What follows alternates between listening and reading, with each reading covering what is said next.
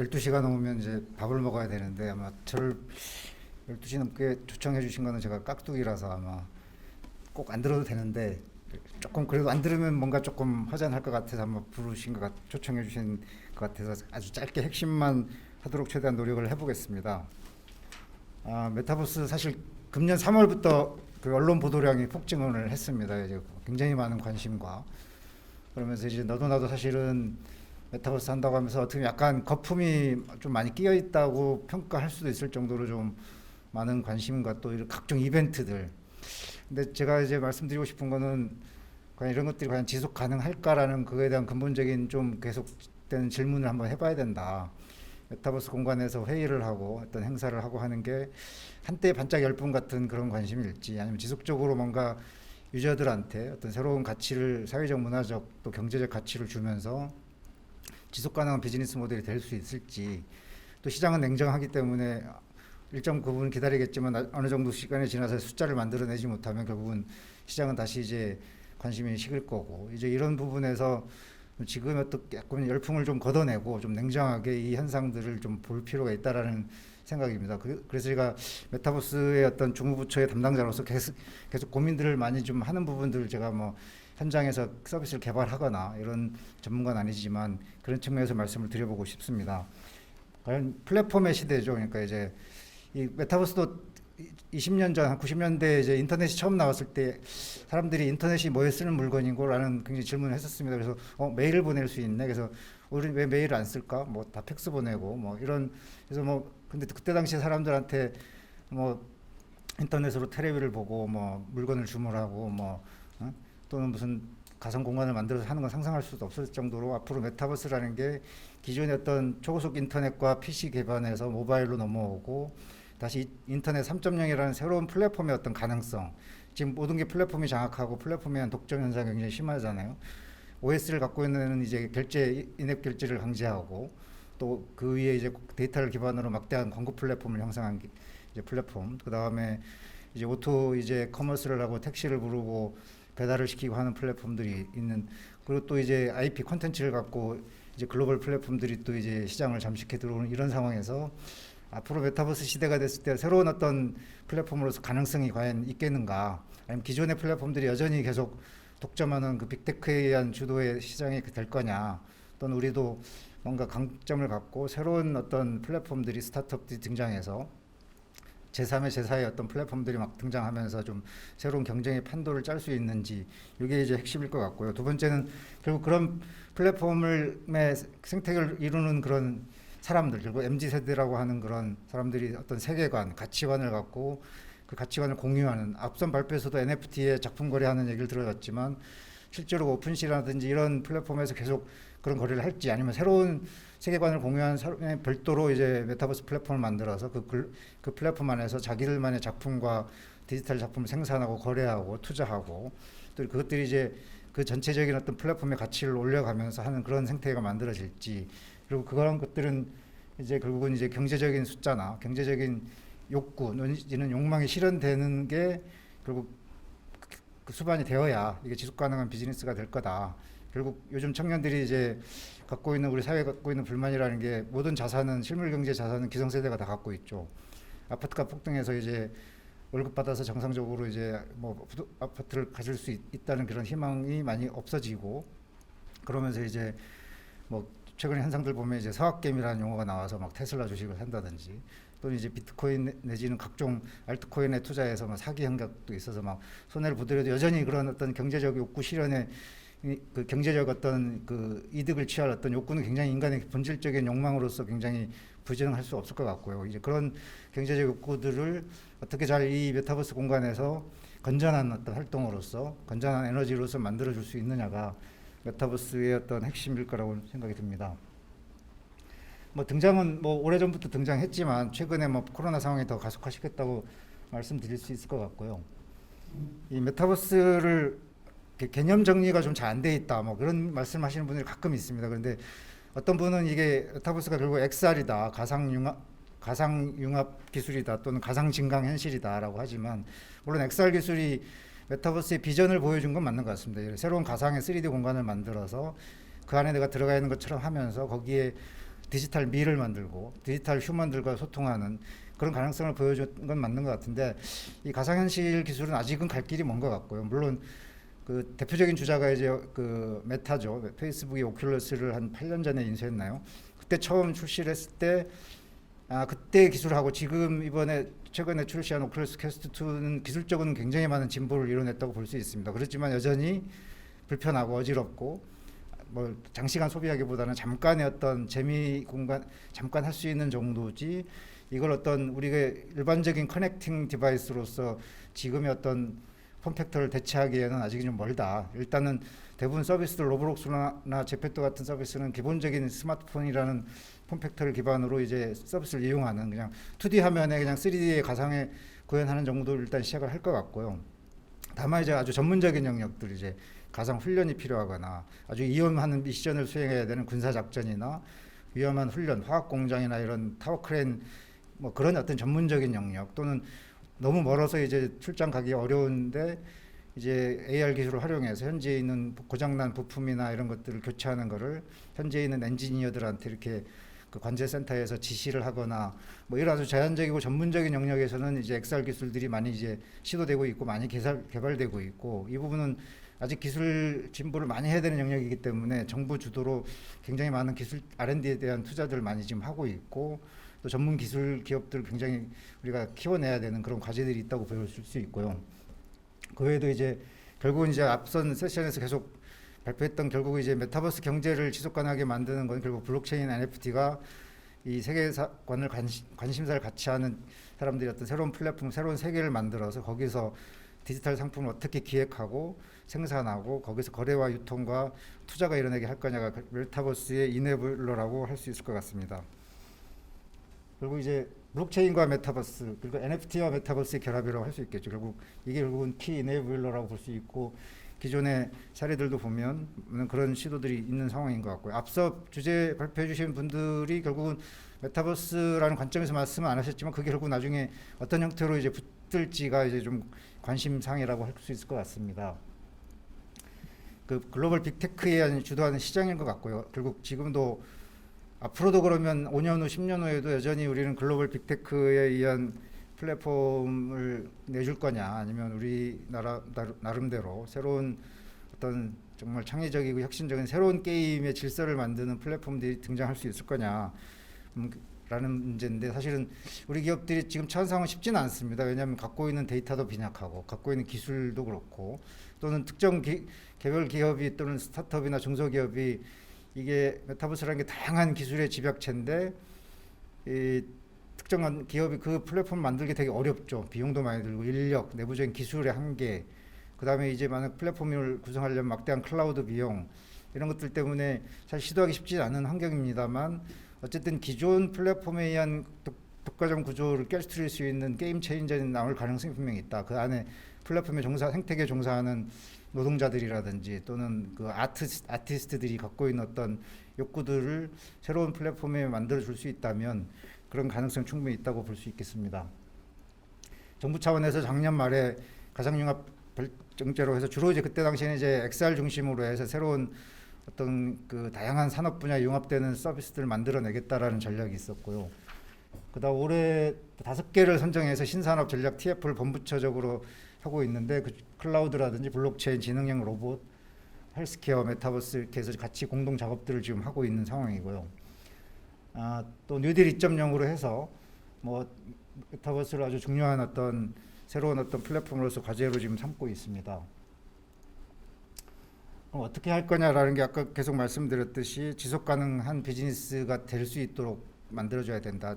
너무 과도한 열풍들은 좀 걷어내고, 그리고 보통 정부에서 이렇게 정책들을 만들고 정부가 다양한 스타트업들 지원하는 사업들 하다 보면 이제 대부분 기업 하시는 분들이 인식이 정부 사업을 그냥 용역과제 정도로 인식해서 그 기업이 그냥 용역과제 하나 해서 개발해서 납품하고 끝내는 이런 식으로 인식하는 경우들이 있는데, 그런 건 좀 지양하고 좀 민간이 주도해서 지속 가능한 비즈니스를 만들 수 있게 좀 해보겠다. 그다음에 특히 이제 새로운 스타트업들이 나오려면 이제 청년들, 아티스트들, 크리에이터들 또는 이제 소프트웨어 개발자, 새로운 상품을 기획하는 그런 기업들을 많이 좀 그 육성을 하고, 특히 이제 지역이 갖고 있는 문화, 역사, 관광 자원들. 최근에 보도에 보면 전 거의 대부분의 지역에서 이제 메타버스 협의회 만들고 메타버스 전략을 발표하고 있습니다. 뭐 대구도 발표했고 광주, 전북, 강원 각 지역에서 이제 메타버스 얼라이언스들이 구성돼서 그 지역이 갖고 있는 그런 정말 좋은 콘텐츠들, 자산들을 어떻게 메타버스에 붙여서 지역에 있는 청년들이나 이 크리에이터들이 활동할 수 있게 할 거냐. 또 국가적인 이벤트들이 있죠. 강원도 같은 경우는 청소년 올림픽이 2024년에 있고, 전북은 이제 잼버리가 2023년에 있고, 이런 국가적인 이벤트를 활용해서 전 세계 어떤 MZ 세대를 청소년들 대상으로 한 어떤 새로운 메타버스 플랫폼을 만들어서 좀 해보고자 하는 그런 얘기들이 있기 때문에 청년과 지역이 굉장히 중요하다. 그다음에 이제 뭐 장애물은 좀 반드시 좀 제거해서 좀 선제적인 규제 혁신, 그러니까 자율 규제 원칙과 최소 규제 원칙과 선제적 규제 혁신 원칙을 좀 확실하게 할 필요가 있다 하는 생각이 듭니다. 이게 굉장히 좀 어려운 그림인데, 이게 플랫폼 뭐 전문가들은 기술 하시는 분들은 잘 아시겠지만 생태계라는 게 플랫폼이 메타버스라는 세계가 만들어지려면 개발할 수 있는 도구가 필요하고 데이터가 필요하고 거기에 서비스 플랫폼이 필요하고, 그 디바이스 아까 말씀드렸듯이 당장은 스마트폰이 쓰이겠지만 지속적인 기술 혁신을 통해서 가령 지금의 어떤 스마트폰에 서비스되고 있는 거를 만약에 가상 환경으로 만들어서 HMD를 쓰고 들어갔을 때 그 안에 내가 정말 들어갈 수 있다면 긴 시간은 아니지만 하루에 잠깐씩 아주 정말 몰입해서 정말 새로운 경험을 할 수 있는 서비스들이 나올 수 있기 때문에 뭐 그런 부분들도 이제 같이 개발이 돼야 되고, 특히 이제 사용자들이 참여해서 저작 유통하고 그것들이 이제 어떤 가치로서 이제 인정받을 수 있는 NFT라든지 이런 내용들. 그다음에 또 이제 새로운 생태가 만들어지려면 그 어떤 중소기업 아니라 개별 기업, 물론 빅테크는 가능하겠지만 개별 기업이 모든 솔루션과 모든 소프트웨어들을 다 내부화 시킬 수 없기 때문에 서드 파티 소프트웨어 개발 기업들하고 어떤 사스나 파스 형태로 이 기능을 제공받아서 상생할 수 있는 생태계가 저희들이 생각하는 그런 생태계 아닐까라는 생각입니다. 그래서 지금 정부가 주도하고 민간이 뭐 하는 그런 기존 방식이 아니고 좀 민간이 주도해서 새로운 서비스 비전과 모델을 만들면 정부가 필요한 지원을 하겠다. 그 필요한 지원이라는 게 뭐 자금 지원도 있을 수 있고, 하지만 더 중요한 것들은 거기 필요한 데이터라든지 또 규제 문제라든지 또 거기 필요한 기술 R&D라든지 또 거기 필요한 인력, 이런 것들을 지속적으로 정부가 뒷받침하는 형태로 해서 지금 메타버스 얼라이언스가 지난 5월에 구성됐는데 지금 여기 자료도 오래됐는데 지금 한 500개 이상이 참여하고 있고 한 80여 개 프로젝트가 지금 같이 이제 민간 주도로 자발적으로 지금 돌아가고 있고, 서로 파트너를 찾는 게 굉장히 서로들 아쉬워하더라고요. 왜냐하면 내가 모든 걸 다 할 수가 없기 때문에 나한테 좋은 파트너를 만나고 싶은 욕구는 굉장히 강한데 누가 어떤 기술들을 갖고 있는지 잘 모르고 또 정말 신뢰할 수 있는지 상호 간의 신뢰관계나 또 결국은 이해관계 조정이 돼야 되는데 어떻게 레버리지 쉐어링을 할 거냐, 어떻게 지분관계를 만약에 컨소시엄 형태에서 끝나는 게 아니고 궁극적으로 플랫폼이 되려면 뭐 조인트 벤처가 됐든 아니면 M&A를 통해서 기업들이 이제 플랫폼화 돼야 되는데 그런 신뢰나 이런 부분들에 대한 것들을 굉장히 아쉬워하는 부분들이 있어서 얼라이언스가 지금 굉장히 활발하게 지금 활동들을 하고 있는 상황입니다. 그래서 왼쪽에 있는 것처럼 정부가 탑다운으로 기획하고 지원하는 방식이 아니고 민간이 한 부분들에 대해서 좀 지원을 하는 방식으로 바꾸겠다. 그리고 이제 지원도 이게 생태가 되려면 파편화된 지원이 아니고 좀 패키지화돼서 인력부터 R&D, 그다음에 이제 새로운 크리에이터들이 계속 이 플랫폼에서 활동할 수 있도록 그 크리에이터들이 활동에 필요한 어떤 제작 도구나 또는 우수 크리에이터들을 발굴해서 그 크리에이터들이 시도해 볼 수 있는 다양한 어떤 경진대회 같은 것들도 좀 해보겠다라는 거. 뭐 우리 직원이 오늘 주제가 NFT라고 해서 잠깐 블록체인 넣었는데 이런 블록체인 분야의 실증 사업들을 메타버스에 같이 좀 포함시켜서 해보겠다. 동영상 콘텐츠 유통 플랫폼 같은 거 아까 KT 발표하신 것도 있던데 뭐 이런 아이디어들을 갖고 있는 거고요.